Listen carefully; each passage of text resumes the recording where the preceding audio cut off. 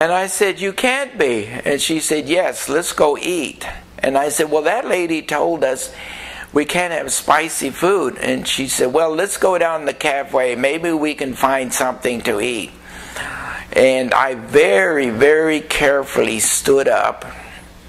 And we had to walk about a half a block to where the cafe is. And I very gingerly walked over, and she seemed to be doing fine. I was the one that was fearful that something drastic would happen. We came to the cafe, and the waitress that was serving us, she was a young girl. She had been to the doctor the day before, and she had a bandage on her head. She still had a bandage on her head. And my wife told me that she probably had some evil spirits taken out of her. That's why the doctor bandaged her head. But she was perfectly rational, a very nice girl. She waited on us, and we did find some boiled chicken to eat and some rice and a very lovely sauce. It was mildly spiced. We did eat the food, and we felt better, and we walked back over to the motel. By this time I was getting pretty brave. And we laid down on the bed. My wife was sort of psychic, and she gets up and she says, let's go, we're going. And I said, you're out of your ever-loving mind. He told us to wait for 5 hours. She says, no, we have to go.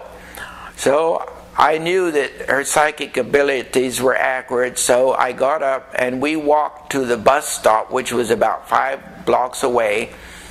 And there was only one bus a day, and we had missed the bus. So about that time it started to rain really heavy, and right across the street from where the bus stop was, there was a huge tree, and we walked over there and we stood underneath this tree to get out of the rain. And my wife looked around, and there was a little store close by. She says, I'm going to go over to the store and look into the store. So she walked over to the store, and it stopped raining. She came back, and she said, I found a man with a van that is going to drive us to Chechimal. And I said, okay. She'd arranged for a van to take us there. We weren't the only passengers. There was 1 or 2 other people in the bus. And we boarded the bus, and this driver left and took off like a maniac. And I have never seen anybody driving like this. He was passing people on curves. And I thought, if that psychic surgery didn't kill me, I know we're going to die here.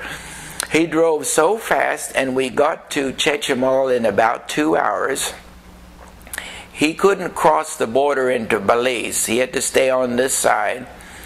So we got out and we paid him. It was like $8 for the bus fare. And we turned around and looked, and there was a bus sitting there that said Belize City. We walked over to the driver and told him we wanted to go to Belize City, and he said, go buy your tickets, and that we could go with him on the bus. The bus had just arrived, and the passengers that were on the bus were still in the process of going through customs. So we just fell in with the other passengers, and we went through customs. We bought our bus tickets. In other words, if this crazy driver hadn't driven so fast, we wouldn't have gotten the bus that day. But we did get the bus that day, and it was a really express bus. And in 2 hours, we were in Belize City. After we got to Belize City, we had heard about a lady that was living in Belize City, and she was one of these people that they call Garifuna people. The Garifuna people originally came from the island of St. Thomas, and they settled in Belize, and they're very good at healing, and they do have their own religious beliefs that they call Santa Rita. So we decided to go visit this Belizean psychic, and we went over to her house, and she gave us some liquid. And she told us that when we took our baths to pour this liquid into the bath. And we had a reading from this lady, and after we got through, we went back to the hotel room. In the meantime, we were still drinking the medicine that the doctor had given us, and we took baths, and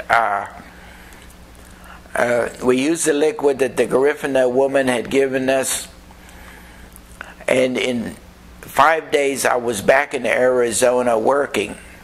And I did take a picture of the psychic surgery the day after, but it is all healed, and I will show you there is absolutely no scar whatsoever. So there's no scar whatsoever, and I healed, and I'm fine, and I went back to work. Everything was fine, and I would like to thank Vanessa for allowing me to share this experience with you, and I would like to thank all you people for watching it.